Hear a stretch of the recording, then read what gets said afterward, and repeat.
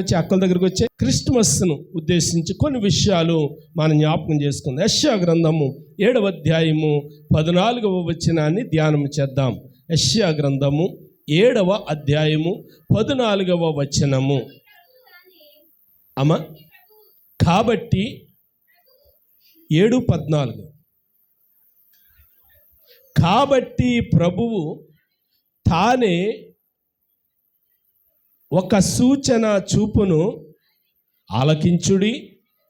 కన్యక గర్భవతి అయి కుమారుని కని అతనికి ఇమ్మానుయేలను పేరు పెట్టును. చదవబడిన వాక్యాన్ని కృపగలిగిన దేవుడు మన కొరకు దీవించునుగాక. పరిశుద్ధుడైన మా తండ్రిని నీ కొందనాలు. అనుగ్రహించండి, లేఖనాన్ని దీవించండి. యేసు నామమున అడుగుచూ ఉన్నాను తండ్రి, ఆమేన్. వినండి ప్రియమైనటువంటి దేవుని బిడ్డలారా, నేటి ధ్యానము కొరకై నేను ఎంచుకున్నటువంటి అంశం ఏంటంటే, యేసు క్రీస్తు ఎందుకు ఈ లోకమునకు వచ్చెను. వినండి, పోయిన వారం మనం ఏం జ్ఞాపకం చేసుకున్నాము?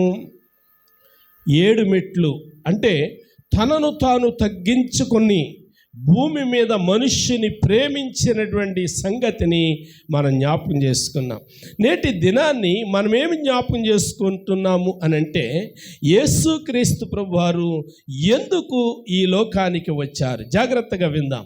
ఇప్పుడు నేను ప్రకటిస్తూ ఉన్నటువంటి ఈ దేవుడు, ఈ ప్రభు ఒక గ్రామానికో, ఒక పట్టణానికో, ఒక దేశానికో, ఒక రాష్ట్రానికో దేవుడు కాదు. ఈయన సర్వమానవాళికి, అంత మాత్రమే కాదు, ప్రపంచంలో ఉన్నటువంటి వారందరికీ కూడా దేవుడు. ఆమేన్. అందుకే ప్రపంచంలో ప్రియులారా, ప్రపంచంలో ప్రతి ఒక్కరూ జరిగించుకునే పండుగ ఏది అనంటే క్రిస్మస్ పండుగ. జనవరి 1వ తారీఖు నుండి డిసెంబర్ 31 వరకు ఈ 365-66 రోజుల్లో ఎన్నో పండుగలు వస్తాయి. కొన్ని పండుగలు రాష్ట్రానికే పరిమితం, అంతే కదమ్మా. కొన్ని పండుగలు గ్రామానికే పరిమితం, మరికొన్ని పండుగలు దేశానికే పరిమితం. కానీ నేను ప్రకటించు ఈ యేసుని యొక్క పండగ ప్రపంచానికి పండగ. దేవునికి స్తోత్ర. ప్రపంచమంతా జరిగించుకుంటూ ఉంటుంది. ఏదో మూలన జరిగే పండగ కాదు, ఏదో ఒక మూలన జరిగే కార్యక్రమం కాదు. ప్రపంచమంతా కూడా ఉల్లాసముగా, ప్రపంచమంతా కూడా ఆర్భాటముగా జరిగించుకునే పండుగ క్రిస్మస్ పండుగ. దేవునికి స్తోత్రం కలిగిన గాక. అంత మాత్రమే కాదు, ఈ క్రిస్మస్లో కోట్లాది రూపాయలు ప్రియులారా అనాథలకు పంచిపెడుతూ ఉంటారు. కోట్లాది రూపాయలు అనేకులకు పంచిపెడుతూ ఉంటారు. అందుకే ది గ్రేట్ మదర్ తెరెసా అనేక కోట్ల రూపాయలు సేకరించి దిక్కులేని వారికి, అనాథులైనటువంటి వారికి పంచిపెడుతూ ఉండేది. ఆమె గోల్ ఏంటో తెలుసా? మదర్ తెరెసా యొక్క గోల్ ఏంటంటే, ప్రతి పేదవాడు కనీసం ఈ క్రిస్మస్ దినాల్లో అయినా కనీసం కడుపు నిండా ఆహారం తినాలి, కంటి నిండా నిద్రపోవాలి అని చెప్పి కోరుకునేది.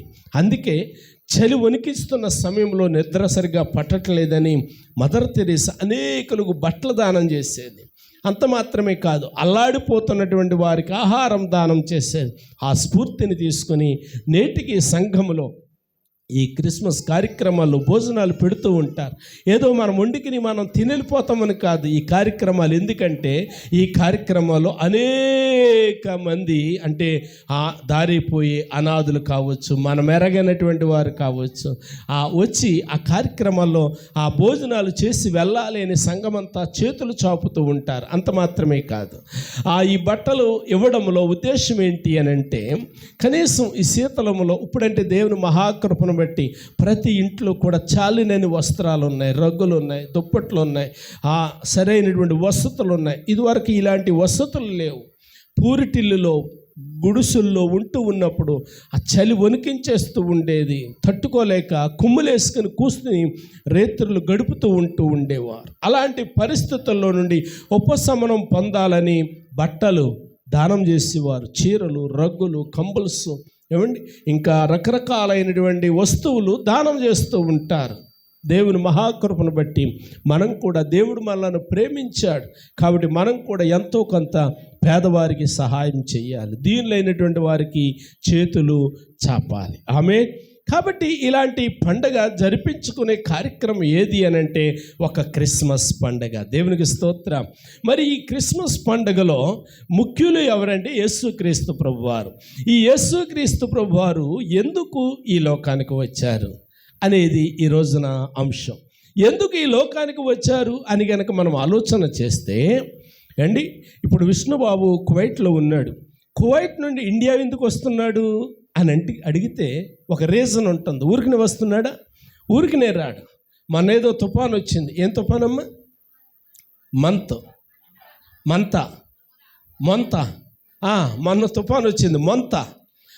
ఇదివరకు తుఫాను వచ్చింది ఉత్తుత్తి తుఫాను. ఉత్తుత్తేనా అండి?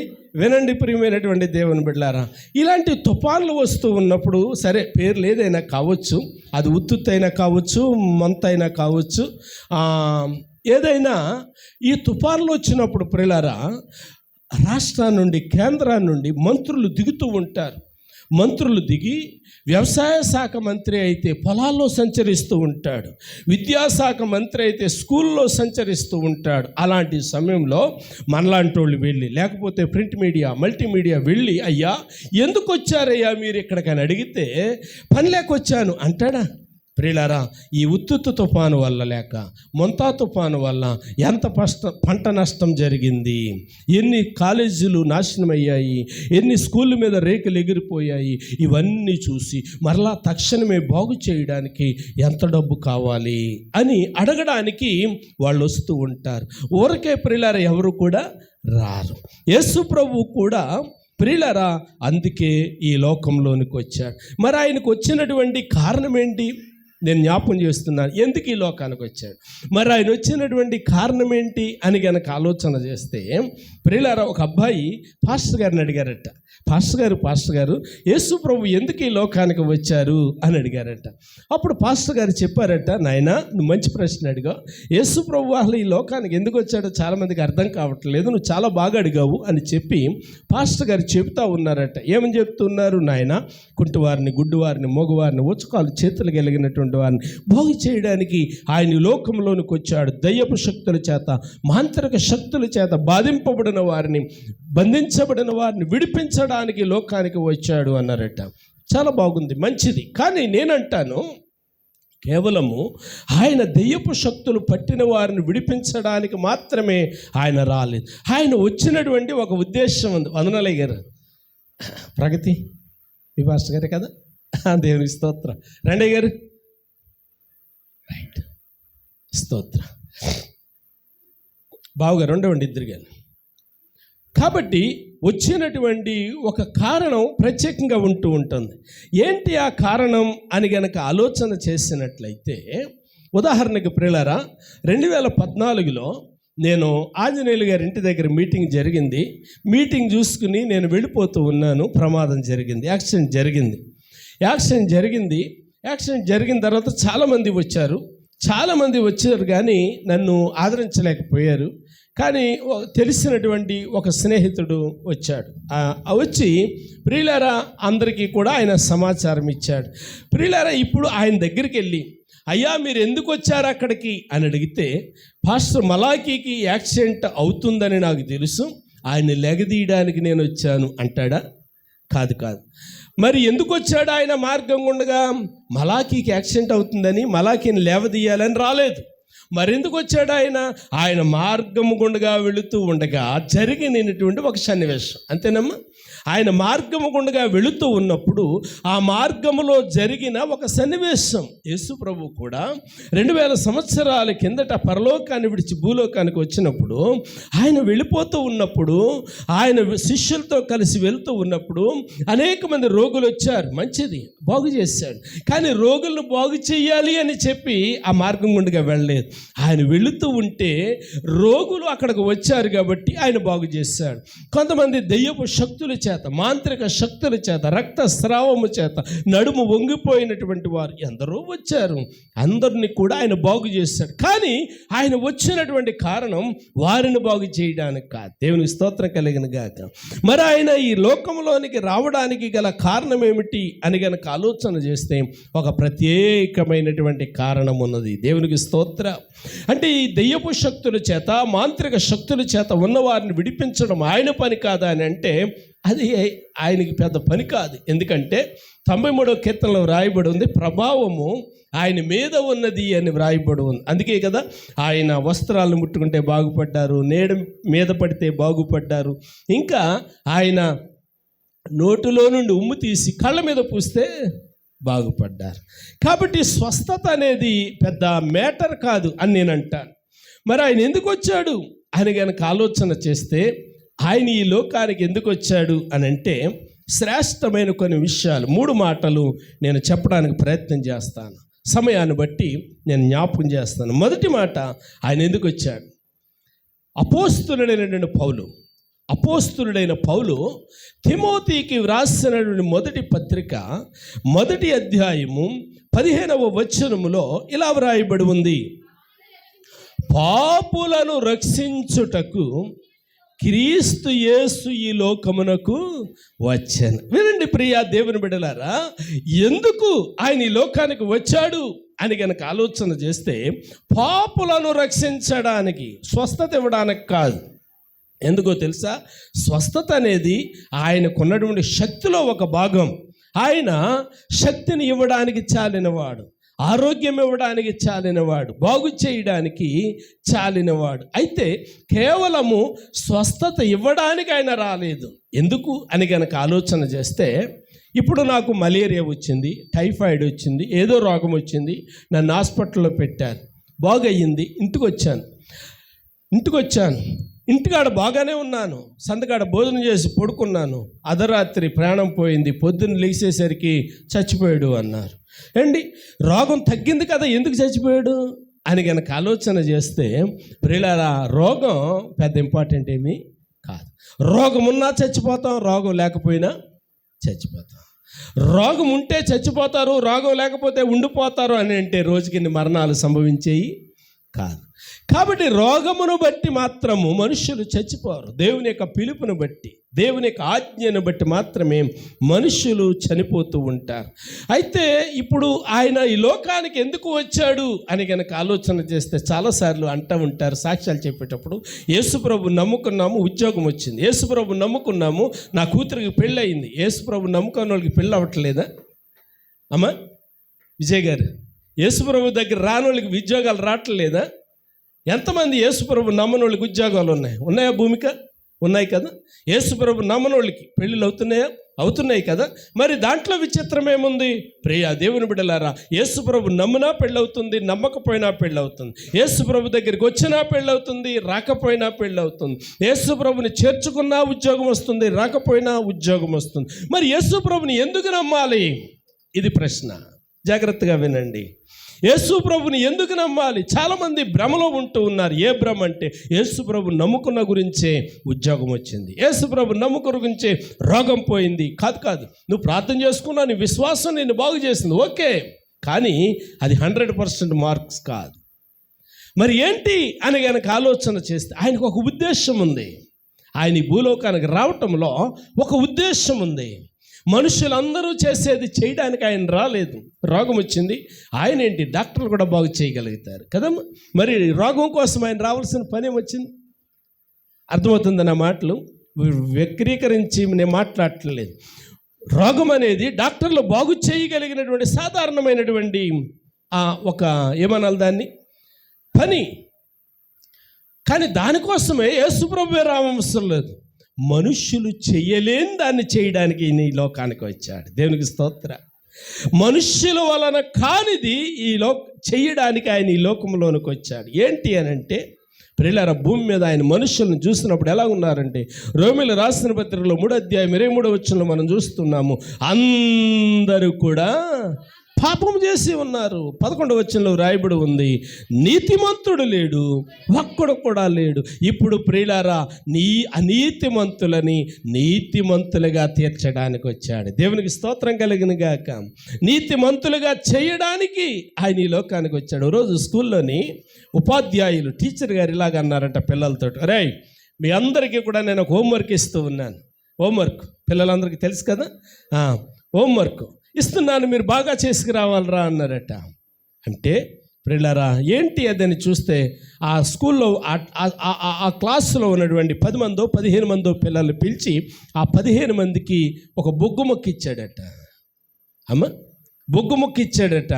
బొగ్గు మొక్క ఇచ్చి, ఈ బొగ్గు మొక్క మీరు ఇంటికి తీసుకుని వెళ్ళి రేపు మీరు తీసుకురావాలి, అయితే ఈ బొగ్గుకున్నటువంటి నలుపు కనపడకూడదు అన్నాడట. చాలామంది చాలా ప్రయత్నాలు చేశారు, చాలా రకాలుగా చేసుకొచ్చారు కానీ దాన్ని చిదిపేటప్పటికి మరలా దాని లోపల ఏం కనబడుతుంది? బొగ్గుకున్నటువంటి రంగే కనబడతా ఉంది. అంటే దానికి ఉన్నటువంటి నైజం ప్రియులారా నలుపు. అంతరంగంలో ఉన్నటువంటి నైజం ఏంటంటే పాపం. అందుకే పౌలు భక్తుడు జ్ఞాపకం చేస్తూ ఉన్నాడు, అందరూ కూడా పాపము చేసి దేవుడు అనుగ్రహించే మహిమను పొందలేకపోతూ ఉన్నారు. కాబట్టి ఇప్పుడు ఆయన ఎందుకు ఈ లోకానికి వచ్చాడు అనంటే పాపులను రక్షించడానికి ఆయన ఈ లోకంలోనికి వచ్చాడు. దేవునికి స్తోత్రం కలుగును గాక. ఎందుకు వచ్చాడమ్మా? పాపులను రక్షించటానికి ఆయన ఈ లోకంలోనికి వచ్చాడు. అంటే మనం ఆలోచన చేస్తే ప్రతి మనిషి కూడా పాపే. అతీతులు ఎవరూ లేరు అక్కడ యేసు ప్రభు తప్ప. తల్లి గర్భాన జన్మించినటువంటి అందరూ కూడా పాపం చేసినటువంటి వారే, అతిక్రమలో బ్రతుకుతున్న వారే. కాబట్టి శాపములో పాపములో బ్రతుకుచున్నటువంటి వారిని శాపము నుండి విడిపించడానికి వచ్చిన వాడి రక్షకుడు. అందుకే ఆయన అంటాడు మత్తయి సువార్త 9వ అధ్యాయంలో, నేను పాపులను పిలువ వచ్చి తిని. ఆమేన్, హల్లెలూయా. కాబట్టి ప్రియమైనటువంటి దేవుని బిడ్డలారా, పాపులను పిలవడానికి వచ్చినటువంటి వాడు ఎలా వచ్చాడు అని అంటే లోకా సువార్తలో మనం చదువుతున్నాము. ప్రియులారా, అక్కడ కూడా ఇదే మాట ఆయన జ్ఞాపం చేస్తూ ఉన్నాడు. ఆయన పాపులను పిలవడానికి వచ్చానని చెప్పి ఆయన ధనవంతుడయ్యుండి ఆయన మన కోసం దరిద్రుడు అయ్యాడు. దరిద్రుడు అంటే ఏమీ లేనటువంటి వాడు. అన్నీ ఉండి కూడా ఏమీ లేనివాడుగా మారడానికి ఇష్టపడి వచ్చినవాడు. తనకున్నటువంటి వైభవాన్ని విడిచినటువంటి వాడు, తనకున్నటువంటి మహిమను విడిచినటువంటి వాడు, పాపులను ప్రేమించినటువంటి వాడు. దేవునికి స్తోత్రం. కాబట్టి ప్రియమైనటువంటి దేవుని బిడ్డలారా, యోహాను మొదటి పత్రికలో మనం చదువుతూ ఉన్నప్పుడు ప్రియులారా, మొదటి నుంచి 9-10 వచనాల వరకు మనం చదవగలిగితే, యోహాను మొదటి పత్రిక 1వ అధ్యాయము 1 నుంచి 10 వచనాలు చదివితే అంత సమయం మన దగ్గర లేదు. కానీ ఒక్క మాట, మన పాపములను మనము ఒప్పుకొనిన ఎడల ఆయన నమ్మదగిన వాడును నీతిమంతుడును గనుక ఆయన మన పాపములను క్షమించి సమస్తమైన దుర్నీతి నుండి మనలను పవిత్రులనుగా చేయడానికి వచ్చినవాడు. దేవునికి స్తోత్రం. గమనించండి ప్రియులారా, పాపము మనిషిని పట్టి పీడిస్తూ ఉంది. పాపము శాపము మనిషిని నిత్య నరకానికి తీసుకుని వెళ్తూ ఉంది.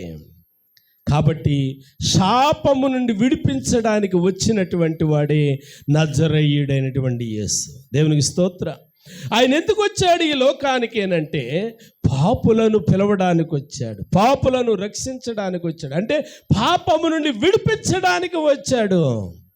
12 సంవత్సరాల రక్తస్రావం కావచ్చు ప్రియులారా, లేకపోతే పాపాత్మురాలు అనబడిన స్త్రీ కావచ్చు. యేసు ప్రభు ఇలా మాట్లాడుతూ ఉన్నారు, అమ్మా ఎవరూ నీ మీద రాయి వేయలేదంటే లేదు ప్రభు అన్నాడు. అక్కడ జరిగినటువంటి ఒక సంఘటన చూస్తే యేసు ప్రభు అంటారు, మీలో పాపము లేనివాడు ఆమె మీద మొదట రాయి వేయచ్చు. అంటే ఎవరు కూడా రాయి వేయలేదు. వేయకపోవడానికి కారణం ఏంటి? పాపము లేనివాడు అక్కడ లేడు. వినండి, పాపము లేనివాడు అక్కడ లేడు. అందరూ ఎలాగున్నారంటే పాపముల చేత. ఎఫెసీ పత్రికలో చదువుతాం కదా, 2వ అధ్యాయము ఏమని రాయబడి ఉంది?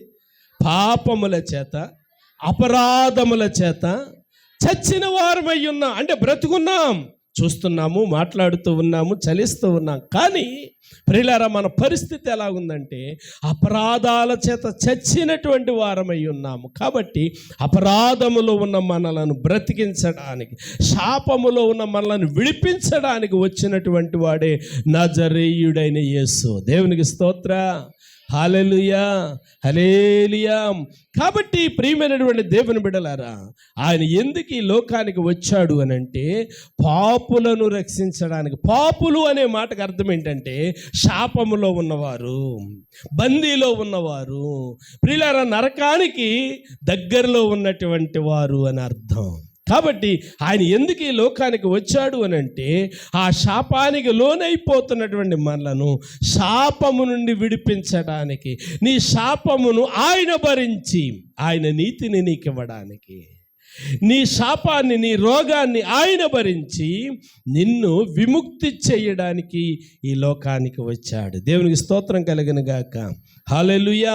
కాబట్టి ఈ మధ్యాహ్న కాల సమయంలో నేను జ్ఞాపకం చేస్తూ ఉన్నాను ఒక్క మాట చూడండి. ఇందాక మనం చదివాము యోహాను మొదటి పత్రికలో 1వ అధ్యాయంలో 9వ వచనం అనుకుంటాను, అదే నేను ఇందాక చదువుతా.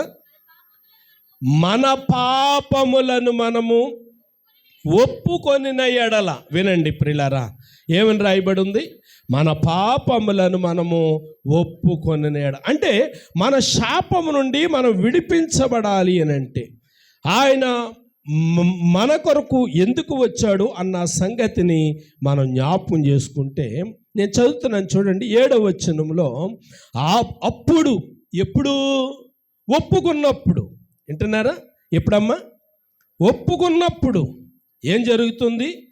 ఆయన కుమారుడైన యేసు రక్తము ప్రతి పాపము నుండి మనలను పవిత్రులునిగా చేస్తుంది. దేవునికి స్తోత్ర. కాబట్టి ప్రియమైనటువంటి దేవుని బిడ్డలారా, ఆయన ఎందుకు ఈ లోకానికి వచ్చాడంటే తన రక్తాన్ని ధారబోయడానికి వచ్చాడు, తన రక్తాన్ని చిందించడానికి వచ్చాడు.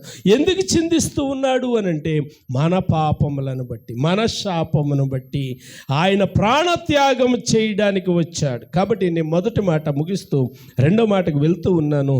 మొదటి మాట యొక్క సారాంశం ఏమిటి అని కనుక ఆలోచన చేస్తే, ఇంకా ప్రభును అంగీకరించకుండగా, ఇంకా ప్రభుని చేర్చుకోకుండా, గిన్నెలో చేతులు ఉంచకుండా నరకానికి సిద్ధమైనటువంటి వారిని విమోచించడానికి ఈ లోకానికి వచ్చాడు. దేవునికి స్తోత్ర. ప్రియులారా, కుంటివారిని, గుడ్డివారిని, మోగవారిని రక్షించాలి, కాపాడాలి, ఆయన చిత్తమే. కానీ అన్నిటికంటే ముఖ్యంగా కుంటివారికి, ప్రియులారా, కుంటివారికి కాలు లేకపోయినా పర్వాలేదు, ఆత్మ గనక సిద్ధమైతే ఆయన పరలోకంలో ఉంటాడు. లూకాసు వార్తలో 16వ అధ్యాయంలో 2 వ్యక్తులు మనం చూస్తున్నాము. ఒకడు ధనవంతుడు, రెండోవాడు దరిద్రుడు. దరిద్రుడిని ఒకసారి ఊహించండి, దరిద్రుడిని ఒకసారి పోల్చుకోండి. దరిద్రుడు ఎలాగున్నాడు? ప్రియులారా, ఏ పరిస్థితి అనుకూలం లేదు, వస్త్రాలు సరిలేవు, ఆరోగ్యం సరిలేదు, దేహము సరిలేదు, అంత దుర్గంధమే. ఆయన ఎక్కడుంటే అక్కడ దుర్గంధం, చీము, నెత్తురు, వాసన. కానీ చచ్చిపోయేటప్పుడు ఎక్కడికి వెళ్ళిపోయాడు? పరలోకం వెళ్ళిపోయాడు. అబ్రహాము రొమ్మున అనుకో. అంటే నేనేమని జ్ఞాపకం చేస్తున్నానంటే, నీకున్న రోగం, నీకున్న వ్యాధి, నీకున్న పేదరికం పరలోకానికి అడ్డు కాదు. కాబట్టి ఇప్పుడు ఆయన ఎందుకు వచ్చాడంటే నీకు ధనం ఇవ్వడానికి కాదు, నీకు స్వస్థత ఇవ్వడానికి కాదు, నీ రోగాన్ని భరించడానికి వచ్చినవాడు, నీ శాపాన్ని తీయడానికి వచ్చినటువంటి వాడు.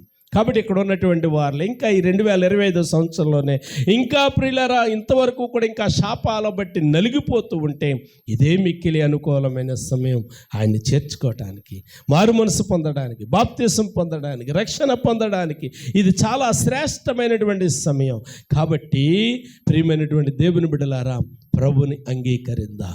ఆయన ఎందుకు వచ్చాడు అంటే నా కోసం వచ్చాడు, నన్ను శాపము నుండి విడిపించడానికి. శాపం అనే మాటకి పాతాళము నుండి తప్పించడానికి.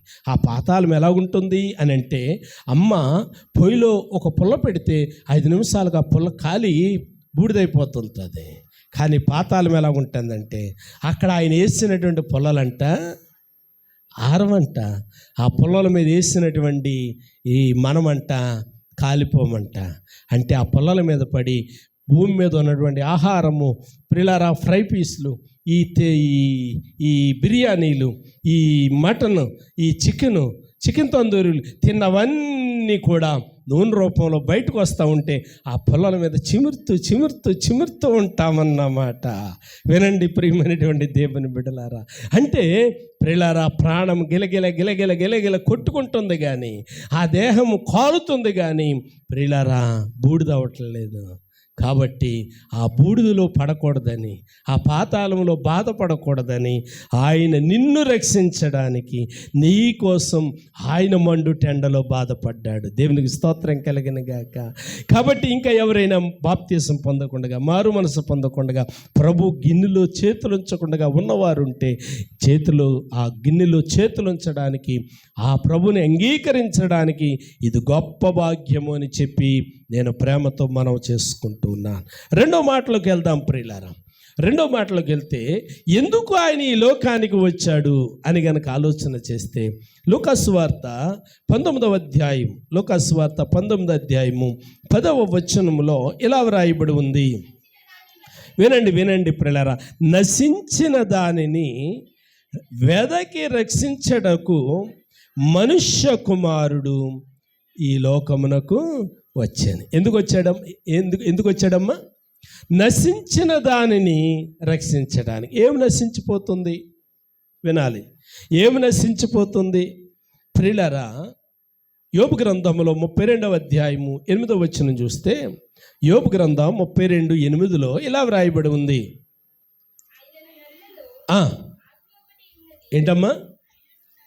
అయినను నరులలో ఆత్మ ఒకటి ఉన్నది. వినండి, ఇప్పుడు ఏం నశించిపోతుంది అని అంటే, నరునిలో ఉన్న ఆత్మ రక్షించిపోతుంది. అంటే ఇప్పుడు ఆయన ఏమి రక్షించడానికి వచ్చాడు అని కనుక ఆలోచన చేస్తే, ఆత్మను రక్షించడానికి వచ్చాడు. దేవునికి స్తోత్రం, హల్లెలూయా. ప్రియులారా, బైబిల్ పుట్టింది మొదలుకొని ఇప్పటి వరకు కూడా ఎన్నో పరిశోధనలు జరుగుతూ ఉన్నాయి. 1 కాదు, 2 కాదు, 100 కాదు, 1000 కాదు, లక్షల పరిశోధనలు చేశారు ఇప్పటి వరకు కూడా. ఏంటి అసలు ఈ క్రైస్తవులు చెప్పేదేంటి? బైబిల్ చెప్పేదేంటి? అసలు ఈ పాతాళం ఉందా? ఈ పరలోకం ఉందా అండి? అసలు యేసు పుట్టాడా? అసలు నక్షత్రం వచ్చిందా? ఏంటి? చాలా ప్రయోగాలు చేస్తూ ఉన్నారు. 1 కాదు, 2 కాదు, ఎన్నెన్ని ప్రయోగాలు. ఏ ప్రయోగము కూడా తప్పని నిరూపించలేకపోయారు. అయినా ప్రియులారా, 1977వ సంవత్సరంలో 1877వ సంవత్సరంలో అమెరికా దేశము ఒక ప్రయత్నం చేసిందట. ఎన్నో సంవత్సరం అమ్మా?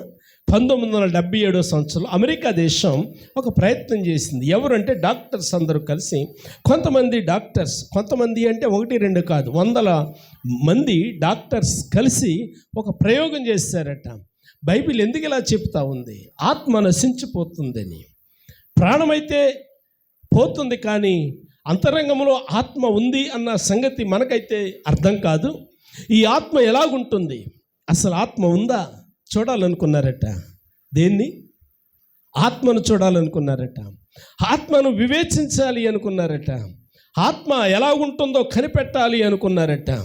ప్రియులారా, 100 మంది డాక్టర్స్ ఏకమై ప్రియులారా ఒక ప్రయోగశాలను ఏర్పాటు చేసి, దాంట్లో ప్రియులారా అన్ని సౌకర్యాలు, సకల సౌకర్యాలు, మరి వెంటిలేషను, లేకపోతే ఆక్సిజన్, దానికి సంబంధించిన పరికరాలన్నీ కూడా ఆ రూమ్లో ఏర్పాటు చేసి, సీసీ కెమెరాలు, ఐ టెక్నాలజీ ఏర్పాటు చేసి, ప్రియులారా కొన ఊపిరితో ఉన్నటువంటి కొందరు రోగులను, అంటే వాడికి మందు ఇచ్చినా ఇప్పుడు చచ్చిపోతాడు, ఇవ్వకపోయినా చచ్చిపోతాడు, అలాంటి రోగులను కొంతమంది తీసుకుని వారి మీద ప్రయోగం చేయాలి అని చెప్పి వాళ్ళు ఆలోచన చేశారట. ఆలోచన చేసి ప్రియులారా ఒక గాజు పెట్టెను తీసుకున్నారట. కొన్ని గాజు పెట్టెలను తీసుకొని ఆ గాజు పెట్టెలు ఎలా తయారు చేశారంటే, కొంచెము కూడా గాలి సొర్రగకుండగా, బయటి గాలి లోపలికి వెళ్ళకుండా, లోపల గాలి బయటికి రాకుండా, మరి ఊపిరాడపోతే చచ్చిపోతాడు కదండి పాస్టర్ గారు అని మీకు డౌట్ రావచ్చు. అలా చచ్చిపోతారు అనుకున్నటువంటి వాళ్ళని కొంతమందిని తీసుకొని ఈ గాజు పెట్టెల్లో పెట్టి ప్రియులారా దాన్ని కీలు పూసి, అంటే దానికి బాగా గాలి వెళ్ళకుండా అంటించి ఆ దాని మీద సీసీ కెమెరాల యొక్క సౌకర్యంతో ఆ గాజు పెట్టెల్లో ఉన్నటువంటి కొన్ని కొన ఊపిరితో ఉన్నటువంటి వారిని పరీక్షిస్తూ ఉన్నారు. ఏం జరుగుతుంది చూద్దాం. కొన ఊపిరి ఇంకా ఆడుతుంది, పేగాడుతుంది, పొట్టాడుతుంది, ఆ ఊపిరి వస్తుంది వెళ్తుంది అనుకుంటూ ఉన్నారు.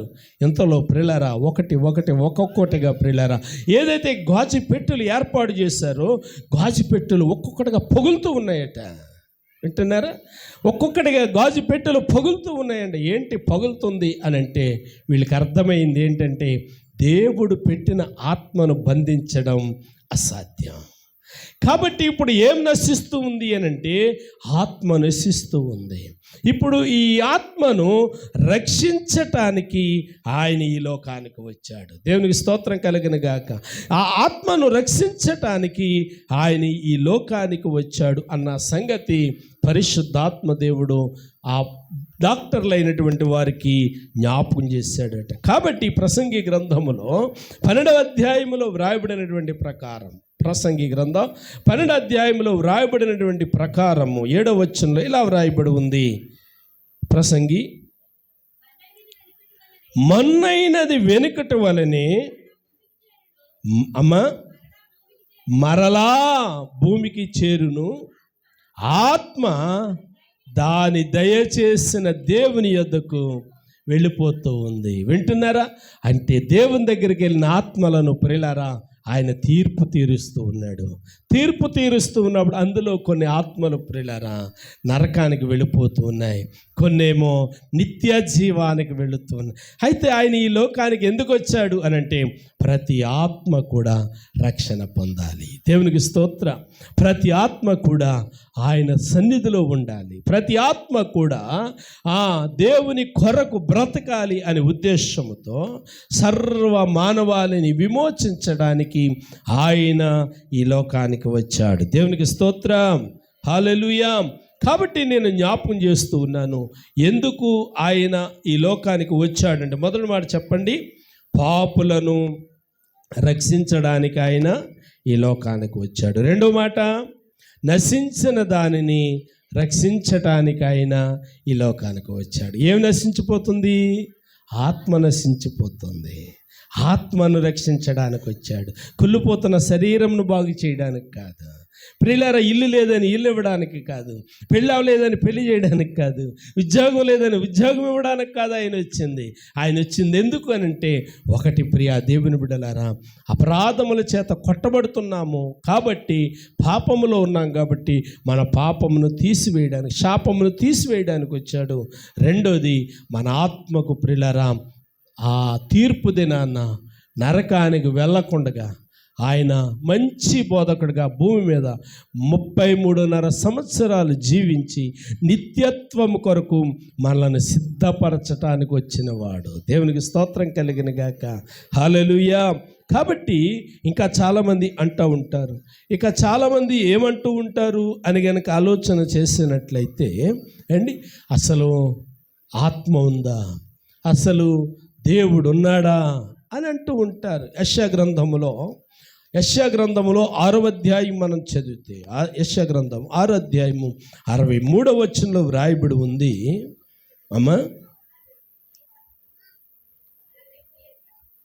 యెషయా గ్రంథం క్షమించండి, యోహాను సువార్త చూడండి, అదే రిఫరెన్స్. మరియు ఆయన, చూడండి మరోసారి చదువమ్మా.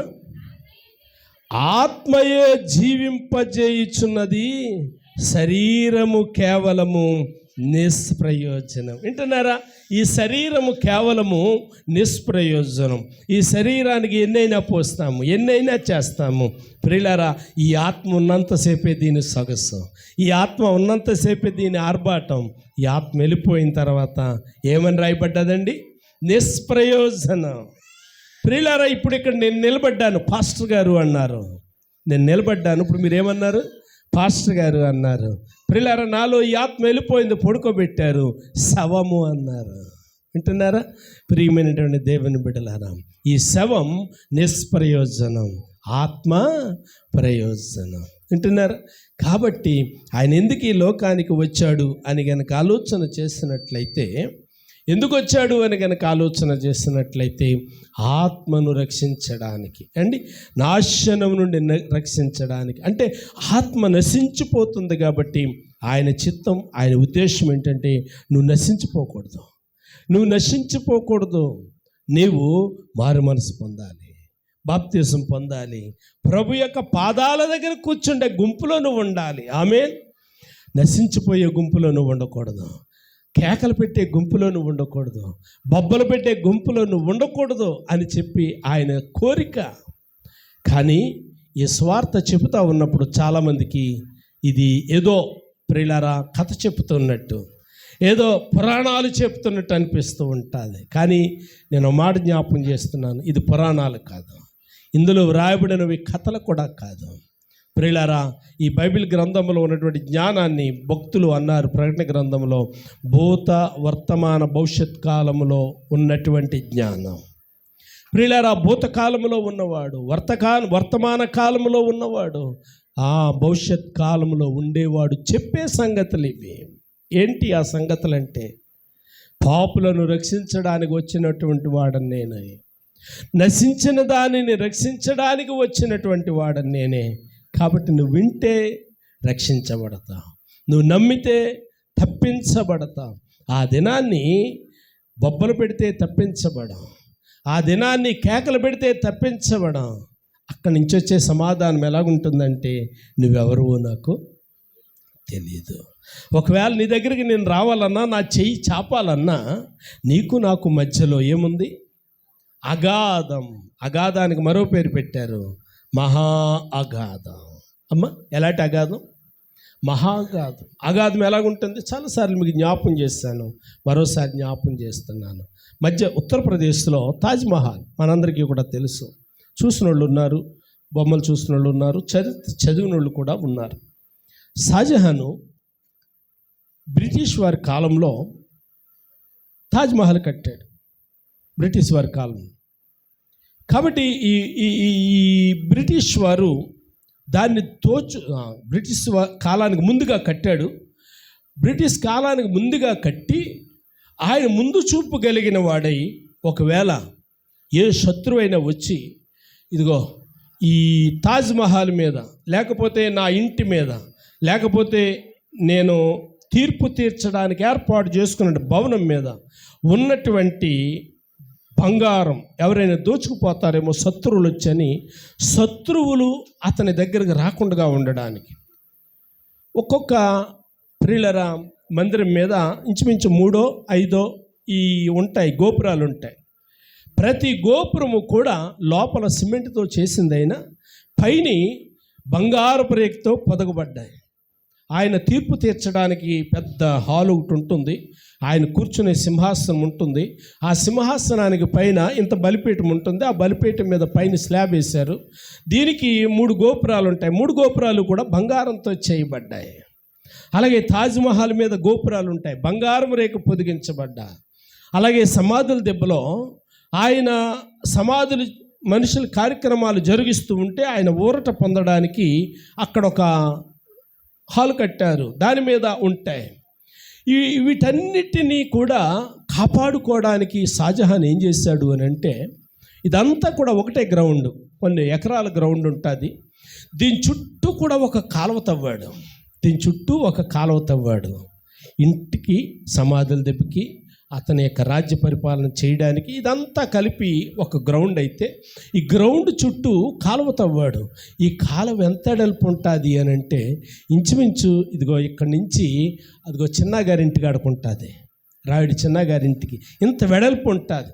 అంటే ఇక్కడ ప్రహారీ ఉంటే ఈ ప్రహారీని ఆనుకొని అంతవరకు కాలువ ఉంటుంది. ఈ కాలువను గురించి వర్ణిస్తూ అక్కడ గైడ్ చెప్తాడు, ఈ కాలువ ఎంత లోతు ఉంటుంది అని అంటే, ఆయన అన్నాడు, మరి మా పితరులు చెప్పారు, చూసినోడు ఎవడు లేడు, కానీ 3 తాడులంత లోతు ఉండొచ్చండి అంటున్నారు. ఎంత లోతు? 3 తాడులంత లోతు. అంత మాత్రమే కాదు, ఈ అగాధములో ఏం పెంచుతారండి అని అంటే, ఈ అగాధములో మొసళ్ళను పెంచుతారండి అన్నారు. ఎందుకయ్యా అంటే ఎవ్వడు కూడా ఈ అగాధము దాటి వచ్చి ఈ కోటలోనికి ప్రవేశించకుండా ఉండడానికి. అంటున్నారు, ఈ కోటలోనికి ఇన్ని 100 ఎకరాల కోట ఒకటే గేట్ ఉంటుంది. ఆ గేటు కూడా చాలా అద్భుతంగా ఉంటుంది. ఆ గేట్ ఎలాగుంటుంది అని అంటే చైన్ల మీద ఉంటుంది, కప్పీల మీద ఉంటుంది. లోపల నుంచి లాగిన తర్వాత గేటు అలాగ ఓపెన్ అవుతుంది. ఎలా ఓపెన్ అవుతుందంటే అలా ఓపెన్ అయితే ఇక్కడి నుంచి అదిగో చిన్నగారింటి దాకా ఇదొకటే గేటు. ప్రియులారా, ఆ రాజు బయటకు వచ్చిన తర్వాత లోపల నుంచి లాగేస్తారు, అది మరలా పైకి లేపబడతారు. ఆ గేట్ ఎత్తేసారంటే ఇంకో కోటలోనికి వెళ్ళే అవకాశాలు ఉండవు. ప్రియులారా, అగాధం అన్నారు దాన్ని. అగాధం అంటే ఎందుకు ఇంత వెడల్పు పెట్టాడు అని అడిగాను నేను. అప్పట్లో కోటలు దాటడానికి ఉడుములను ఉపయోగించేవారట. నడుంకి తాడు కట్టి ఆ ఉడుముని అవతల కోట మీదకి గట్రేస్తే అది చాలా ఉడుము పట్టు అంటారు కదా, చాలా గట్టిగా పట్టుకుంటే ఆ తాడు మీద ఈ అగాధాలను దాటేసేవారట. అందు గురించి షాజహాన్ ఏం చేశాడంటే ఈ అగాధం దాటకుండా ఉండడానికి అంత వెడల్పు కట్టాడు. ఇప్పుడు యేసు ప్రభు వారు కూడా అదే మాట జ్ఞాపం చేస్తున్నారు. అక్కడ అబ్రహాము జ్ఞాపం చేస్తున్నాడు, మీకును మాకును మధ్య అగాధం ఉంది. ఈ అగాధాన్ని దాటించడానికి వచ్చినవాడు యేసు క్రీస్తు ప్రభు. దేవునికి స్తోత్ర. ఈ అగాధాన్ని దాటించడానికి వచ్చినటువంటి వాడు. అందుకే మత్తయి సువార్తలో 11వ అధ్యాయంలో అంటాడు, నా దగ్గరికి రండి. అమ్మ, నా దగ్గరికి రండి అని అంటూ ఉన్నాడు. యెషయా గ్రంథం 9:6 అంటాడు, ఎందుకు రావాలయ్యా నీ దగ్గరికి అని అడిగితే ఆయన అంటాడు, నేను సమాధానకర్తను. ఆమేన్. ఎందుకు రావాలయ్యా అని అడిగితే ఆయన అంటాడు, సమాధానకర్తను. కాబట్టి ఈ రక్షణ మనకు కావాలంటే మనము ఆయన దగ్గరికి రావాలి. నేను ఆఖరిగా ముగిస్తూ ఒక్క మాట జ్ఞాపం చేయడానికి నేను ఇష్టపడుతూ ఉన్నాను. ఆయన ఎందుకు వచ్చాడు అని కనుక ఆలోచన చేస్తే 3వ మాటగా ప్రియులారా, పరిచర్య చేయడానికి వచ్చాడు. ఎందుకు వచ్చాడమ్మా? పరిచర్య చేయించుకోవటానికి రాలేదు, పరిచారం చేయించుకోవడానికి రాలేదు. మనకి పరిచారము చేయడానికి, మనకు ఉపచారము చేయడానికి ఆయన ఈ లోకానికి వచ్చాడు. మరి మనము సంఘానికి ఉపచారం చేయాలి, సంఘానికి పరిచర్య చేయాలి, తోటివారికి పరిచర్య చేయాలి. యేసు ప్రభు వారు అంటూ ఉన్నారు మత్తయి సువార్త 24వ అధ్యాయంలో, నేను మీ మధ్యకి దీనుడిగా వచ్చాను, దిక్కులేనివాడిగా వచ్చాను, దిగంబరిగా వచ్చాను, వస్త్రహీనుడిగా వచ్చాను కదా. మా మాట చదవమ్మా.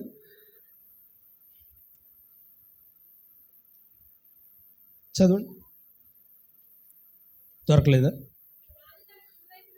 అప్పుడు రాజు తన కుడివైపున ఉన్నవారిని చూచి, నా తండ్రి చేత ఆశీర్వదించబడిన వారులారా, లోకము పుట్టినది మొదలుకొని మీ కొరకు సిద్ధపరచబడిన రాజ్యమును స్వతంత్రించుకొనుడి. నేను ఆకలిగొంటిని, మీరు నాకు భోజనము పెట్టితిరి, తప్పిగొంటిని, నాకు దాహమిచ్చితిరి, పరదేశినయ్యుంటిని, నన్ను చేర్చుకొంటిరి, దిగంబరినయ్యుంటిని, నాకు బట్టలిచ్చితిరి, రోగినయ్యుంటిని, నన్ను చూడవచ్చితిరి, చెరసాలలో ఉంటిని, నా యొద్దకు వచ్చితిరి. ఇప్పుడు 4 చదువమ్మా. అందుకు రాజు, మిక్కిలి అల్పులైన ఈ నా సహోదరులలో వీరికి మీరు చేసితిరి గనుక నాకు చేసినట్టే. పై వచనంలో మనం చదివాము, ఆయన అన్నాడు, నేను ఆకలిగా ఉన్నాను, వస్త్రహీనుడిగా ఉన్నా. ఎప్పుడయ్యా నువ్వు ఆకలిగా ఉన్నావు, ఎప్పుడొచ్చావు మా దగ్గరికేనంటే ప్రియులారా 40వ వచనంలో మనం చదివాము, మిక్కిలి అల్పులైన ఈ నా దాసులకి చేస్తే నాకు చేసినట్టే. కాబట్టి ప్రియులారా, ఈ క్రిస్మస్ దినాల్లో ప్రియులారా, పరిచర్య అనేది లేకపోతే కానుక అనేది చాలా శ్రేష్టమైనది. అనేకులకు ప్రియులారా, దిక్కులేని వారికి, వస్త్రహీనులకు, ఆకలి కొన్న వారికి అదే క్రిస్మస్ తాత్పర్యం.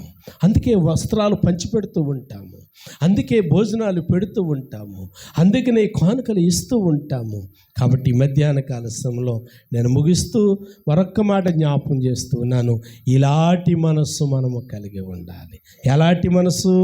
పోయిన వారం జ్ఞాపకం చేసుకున్నాము. క్రీస్తు యేసునకు కలిగిన మనస్సు. ఏ మనసమ్మా? క్రీస్తు యేసునకు కలిగిన మనసు. క్రీస్తు యేసునకు కలిగిన మనసు ఏదంటే తన్ను తాను తగ్గించుకున్న మనసు, తనకున్నటువంటి వైభవాన్ని విడిచిపెట్టిన మనసు. పిల్లరా, టీవీలో గరికిపాటి నరసింహారావు గారు ఎంతమందికి తెలుసు? చాలా మంచి సూక్తులు చెప్తూ ఉంటాడు. అలా ఆవిడకంట 7 చీరలు ఉంటాయంట. ఎన్ని చీరలమ్మా? 7 చీరలు. ఎప్పుడైనా 8వ చీర కొనమన్నది అని అంటే ఆమె కొన్నటువంటి 7 చీరలలో ఒక చీర దానం చెయ్యాలంట. ఒక చీర దానం చేస్తే ఆయన 7వ చీర మరలా కొంటాడట. దేవునికి స్తోత్రం. అంటే నీ దగ్గర ఎన్ని ఉండాలి? 7 మాత్రమే ఉండాలి. నువ్వు 2 దానం చేస్తావు అనుకో, నేను 2 కొంటాను, నీ దగ్గర 7 ఉండాలి. నువ్వు 3 దానం చేస్తావు అనుకో, నేను 3 కొంటాను, నీ దగ్గర ఎన్ని ఉండాలి? 7 ఉండాలి. 7కి 3 కాదు.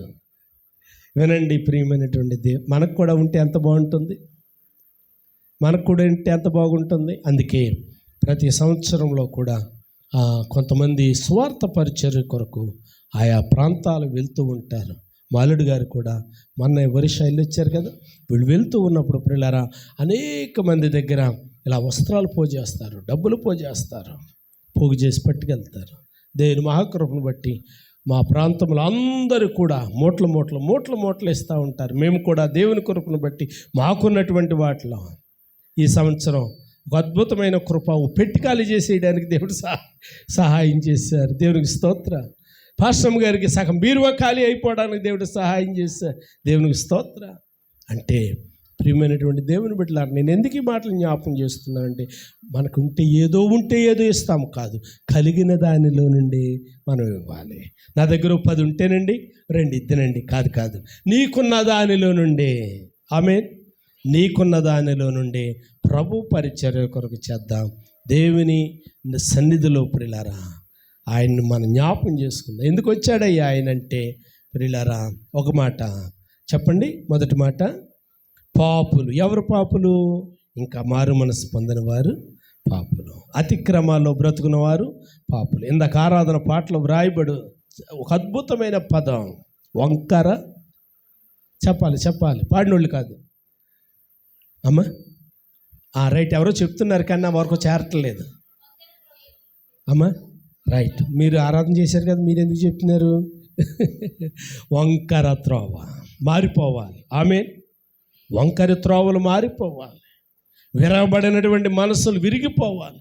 నలగబడిన హృదయాలు నలిగిపోవాలి. ఇదే క్రిస్మస్. తల వంచండి, కళ్ళు మూయండి, ప్రార్థన చేద్దాం. తల వంచండి, కళ్ళు మూయండి, ప్రార్థన చేద్దాం. స్తోత్రం స్తోత్రం స్తోత్రం. పరిశుద్ధుడైన మా తండ్రి, గనుడైన మా ప్రభువానికి వందనాలు. మరోసారి నీ సన్నిధిని మీరు మాకు ఇచ్చారు. ఎందుకు ఈ లోకానికి వచ్చారు అర్థం చేసుకునే కృప మీరు మాకు ఇచ్చారు. నీకు వందనాలు నాయన. విత్తబడిన వాక్యం బిడ్డలందరికీ అర్థం అవడానికి సహాయం ఇచ్చారు. యేసు నామమున అడుగుచున్నాను తండ్రి, ఆమేన్.